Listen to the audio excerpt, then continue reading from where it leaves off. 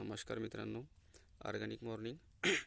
माझं नाव श्रीनाथ ऋषी चंडीकर, चिखलगाव, तालुका ब्रह्मपुरी, जिल्हा चंद्रपूर. हे आपलं मिरचीचं प्लॉट आहे आणि याच्यामध्ये पूर्णतः जैविक तंत्रज्ञान वापरण्यात आलेलं आहे. विशेषतः म्हणजे मल्टीप्लायर, तसेच इतर जैविक घटकांचा वापर करूनच तयार करण्यात आलेलं शेत.